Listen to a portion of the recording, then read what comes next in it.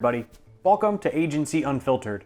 I'm your host, Kevin Dunn, and Agency Unfiltered is a bi-weekly web series and podcast that interviews agency owners from around the world about agency operations, growth, and scale. Episodes can be found on Spotify, Apple Podcasts, or wherever you listen to your podcasts, and you can find our videos and full transcripts on agencyunfiltered.com. In today's episode, we travel 30 minutes south of Green Bay to Appleton, Wisconsin, to talk with Greg Linnemanstons, president of Weidert Group. Greg teaches us about ESOP, or Employee Stock Ownership Plans. ESOP is an employee benefit plan that gives your employees ownership interest in the agency, and Greg explains what motivated his decision to form an ESOP, what financials and other factors to consider for your own agency, and what benefits he's seen for the company, his employees, and his clients. Agency Unfiltered begins right now.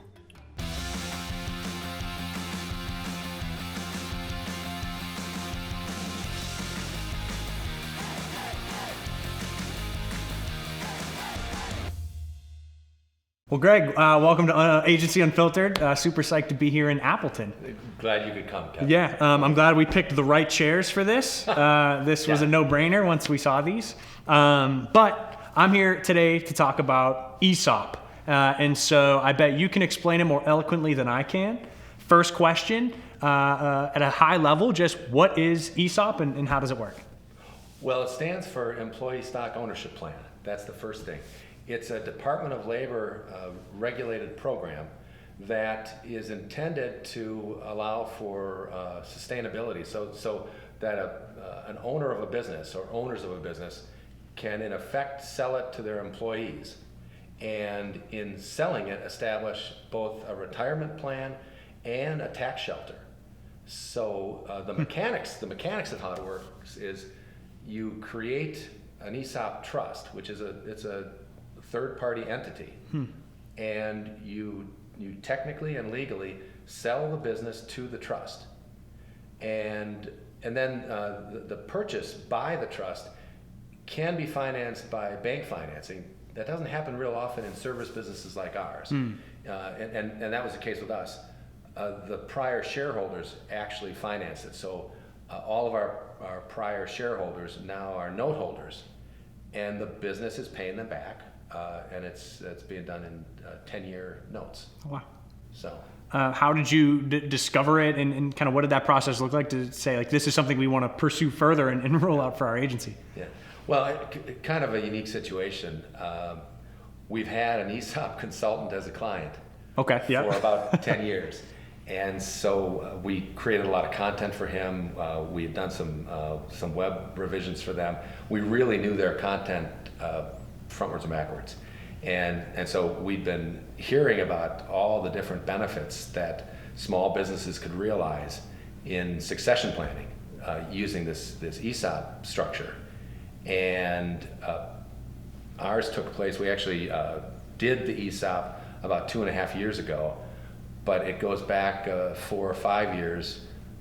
Had an informal conversation with him, with one of these consultants, and just started to back of the envelope figure out what we needed to do to make it work, how big we needed to be, what kind of EBITDA we needed to be generating, because the biggest thing about an ESOP is you have to have tax liability that you're going to avoid by setting up the ESOP that more than pays for the cost of setting it up, because it's not cheap to set it up. Yeah, right. So it makes sense. Yeah, there's got to be an ROI. It's got to make sense financially. That makes sense. Yeah. So employee owned, structurally, what does that look like for the whole agency team? What does the payout structure look like, and what form does that come out as? Yeah. Well, I'll take a step back. The employee owned, the way the shares are actually owned, the ESOP trust that we created legally continues to own the shares. But they're put in a beneficent account in people's names every year. So every year we have a distribution. So people are considered shareholders because they will benefit when they retire from the sale of those stocks. Mm-hmm. But the fact that they have those in their retirement accounts doesn't give them voting privileges. They're not voting shares. The trust continues to hold the voting privileges.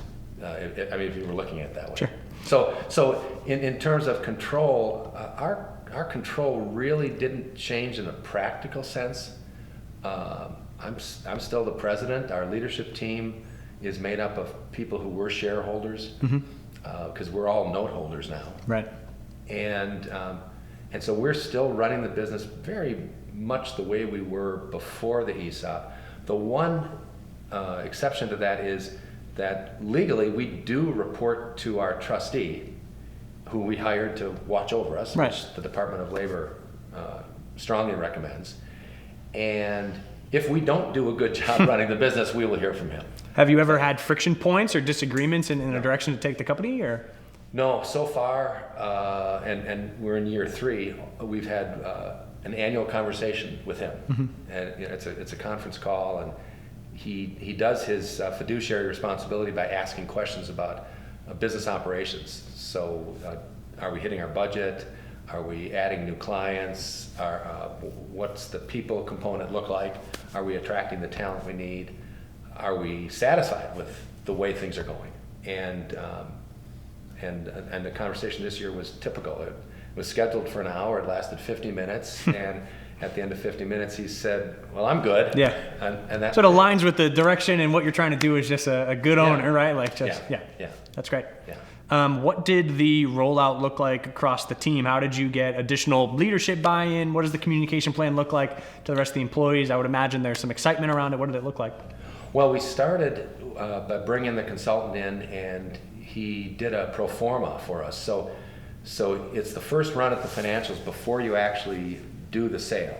And when he did that, it was in effect creating an impact statement for them as individuals, so they can see, okay, if this works, if it grows the way we think we can grow the business, if the profitability continues to track on this track, if we do a good job running the business, here's what it could look like for the individuals in the room at the end of 10 years. And it was eye-opening. Just let the numbers speak for themselves, right? We had, I think the youngest guy on the team thought that the number he was looking at was a collective number, and it was his. And he went, wait. And so the buy-in was, if we do a good job, we can grow a lot of individual wealth in our retirement plans. And that's meaningful. Right. And it was exciting to see somebody in their lower 30s recognizing that we have the power to change our retirement quality of life. Right. And then when we rolled it out to the team, we actually had an offsite. We had a party, and nice. And we invited one of the consultants people to help us make the presentation. But we played a role as well. We did some game playing where we wanted them to learn something about what it means, and so we had some competition. We had drinks. We shed a few tears because we were pretty excited about it. It was a big day. Yeah. Doesn't sound like much pushback. Oh no. Yeah. Well, and there shouldn't be, because you're giving employees a new benefit they didn't have before, and they don't have to put any of their own money into it.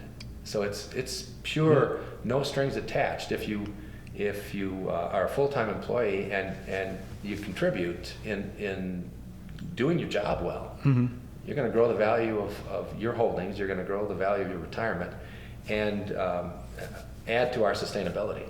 And I mean, I would imagine that sort of benefit, you mentioned it's unique. I would imagine there's not a ton of other, specifically agencies, but many businesses doing this, and like the value it can mean for your retirement quality of life. Like, do you see it being a major differentiator for like talent acquisition, the type of candidates you see come in and I know my pitch is different when I'm hiring people, and I do all the offers, and I've always loved doing that.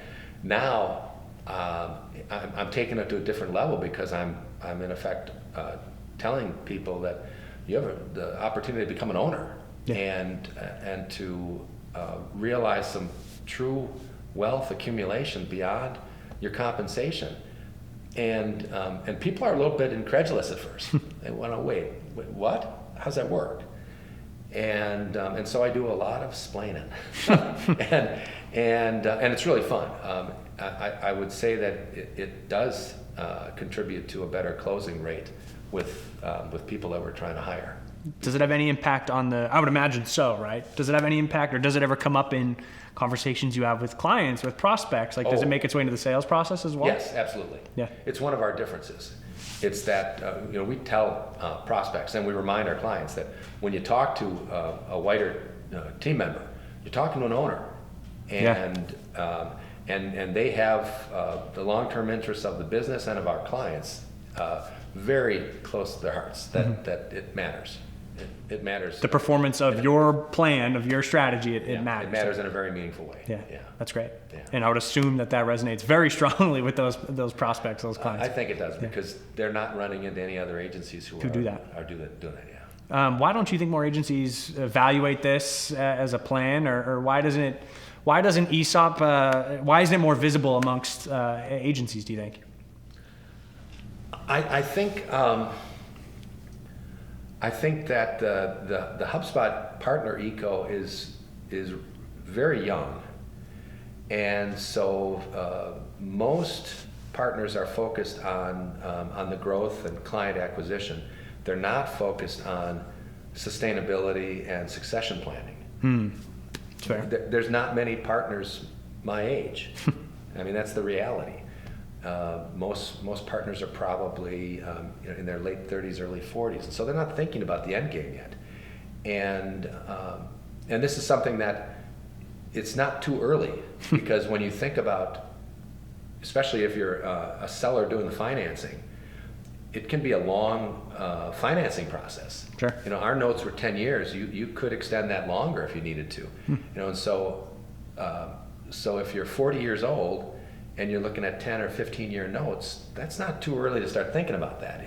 If you want to retire at a relatively young age, and if you create the right wealth, sure, you could. Yeah. So, I think there's some larger agencies, non-HubSpot, that we've seen. We've come into contact with a few, and they've had the benefit of having the critical mass of 100 employees and the cash flow that goes with it.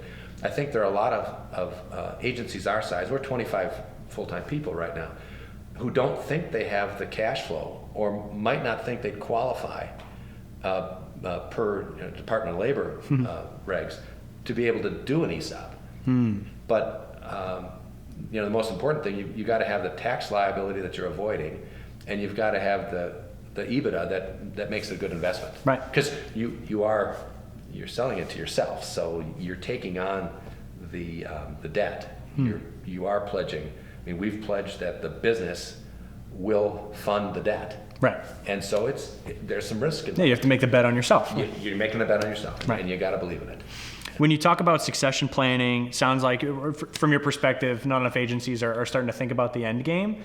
When we consider ESOP as an option, what do you feel most agencies, like, what else should you be weighing as options for exit plans? Like, what does it stack rank up against as far as like exit plan options? Yeah, well, the two that we looked at creating phantom stock for our team.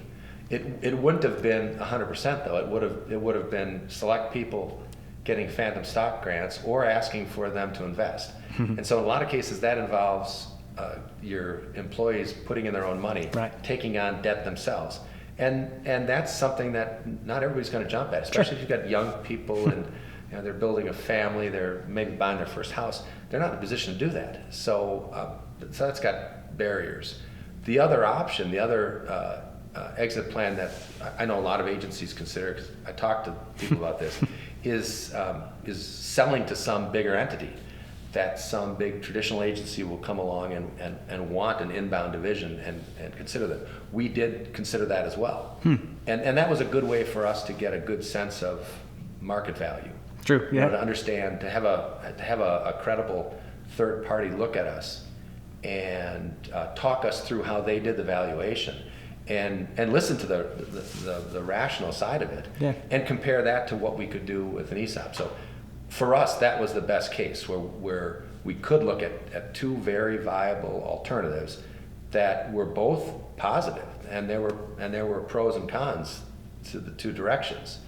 And it made the ESOP an easier decision because we saw we were getting fair value in the transaction, and there was a third party that looked at us and said, "Yeah, you're a good bet." Yeah, right. Yeah, validating, if anything. Exactly, they validated us, yeah. and that was really a blessing that it was a stars aligning that it happened the way it did. So we were fortunate. To not necessarily backtrack, but go back to the structural component. How customizable is the plan in regards to, I would assume employee tenure, salary, what's the vesting schedule? How customizable is the stock distribution based on all these employee criteria? Does that make sense? Yeah, you have a lot of latitude. In our case, we in general we wanted to follow the structure of our 401k. Because we have a 401k as part of our benefit plan, and it's got a nice match, and it's easy enrollment, and so we wanted to follow a lot of the elements of that plan. So, for example, that's a 5-year vesting. So we want our ESOP is a 5-year vesting. So it'd be easiest to just align the two, you match them. Yeah. Right. We had participation was a full-time employee, and we defined full-time employee as 1,000 hours worked in the course of a year. So we were actually able to use this, hiring a couple of guys that we were talking to them the end of June, and my pitch was, if you start July 1, you'll get your 1,000 hours in, and you'll participate in the next vesting or the next distribution. And that accelerated the decision in both cases. Yeah. It's a great closing argument. It's a great, right. Yeah. And while I know there are some Department of Labor requirements that you can't violate, there was plenty of latitude for us to build a plan the way we wanted that supported what we're trying to accomplish. It supported our culture. It supported the team element of how we work. Yeah. So there's pretty much flexibility, and that's great. And not terribly complicated. We were able to work with a law firm that focused on ESOP plan creation, and they're pulling something off the shelf and then showing you, you have degrees of freedom in here, and here. Oh, gotcha. And here are the options. Yeah, they try to templatize it to some degree, and then here are the levers you pull to. Yeah. And listen to you and understand who you are and what you're trying to accomplish to steer you away from things that could be violations of your culture. Mm-hmm. That could create inequities that you would never accept. Yeah. So I feel like we've touched on some of this, but let's just say I'm somebody listening in, I want to go learn more, or I want to kind of embark on this journey. What are my immediate next steps? Find a consultant, find a legal representation or a law firm that specializes in this. Is there any other immediate next steps I should be thinking? Well, they could go to Google and they could do some searches for questions that they have about how do you qualify as a small business. How do you know if an ESOP? True. Am I even a fit? Yeah. Right. Am I going to fit? Right. But you could also, if they have an attorney, and most of us have had cause to have an attorney, ask an attorney for a recommendation to an ESOP consultant, because most attorneys know somebody who's doing the work. It'd be very unusual for them not to have that kind of a contact. Otherwise, use search to find a consultant. If you just, in Boston area, if you go home and you do Boston area ESOP consultants, you'll get a lot of choices. Yeah. So like anything else, go to Google. Go to Google. Yeah. And if they're not satisfied with what they find, give me a call. Yeah. and I'll put them in touch with our consultant, who's also a client. Nice. Yeah. So he appreciates referrals. Yeah. Right. Perfect. And I would be happy. Beneficial for all. And I would give a referral because they handled our business very well, and I've sent other business their way, and I get nothing but positives from people who go to them. As an ESOP organization, is there a community you're now a part of? Is there a need for a community? Is there any conversations happening amongst ESOP organizations? What does that look like? There are state and national ESOP associations. There's conferences. There are informal communities. it lends itself to community, because people who are involved are facing the same issues, even though their businesses are very different. And so it's good to have sounding boards. It's good to have people to talk through. We're less than 3 years into it, and it's helpful when we talk to somebody who's 20 years into an ESOP, because they've had a lot of people retire, and so they know, your liabilities never completely disappear. They change. Right now, our liability is the notes to finance the ESOP. 10 years from now, those notes will be completely satisfied, and our liability will be people's retirement accounts. And so being able to share that and learn from people who have gone further down the road is very valuable. Let them experience some pitfalls or some friction points, and then you'll just, That's great. Yeah. Last question for you. Not necessarily ESOP focused, but I do ask this in every episode. Yeah. What is the weirdest part of agency life? Oh. Try and wrap with a little curveball. Yeah.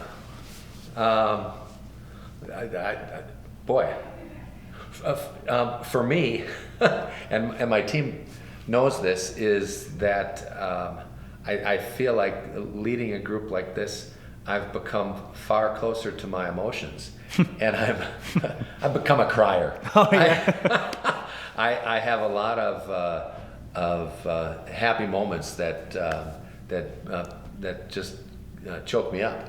It's been an incredible journey. We've been at this a while, and the progress we've made, the milestones, and so it's weird that I used to be a very chronic type A, a lot of bad behaviors, and I've become much more emotional about it, and much more in tune with what I'm feeling about where we are and what we're accomplishing. Yeah, that's good. More happy tears, hopefully. More happy. Yeah. I don't cry when Awesome. Well, that's it. That's all I have for you, Greg. So I appreciate you coming on. Yeah, my pleasure. But that's Agency Unfiltered. That's it. Thanks for coming to Appleton. Yeah, man, of course. Thanks for having me. Yeah. Thanks for tuning in to another episode of Agency Unfiltered. If you like what you saw, heard, or read, make sure to subscribe to our playlist on YouTube, our podcast on Spotify or Apple Podcasts, or our newsletter on agencyunfiltered.com. Alongside episode launch notifications, the newsletter also comes with a ton of other helpful, strategically curated agency content from yours truly. And if you want to keep the conversation going or provide a counterpoint to this episode's discussion, tweet me at Kevin_Dunn. I'll see you again in 2 weeks, but in the meantime, keep it unfiltered and let's all grow.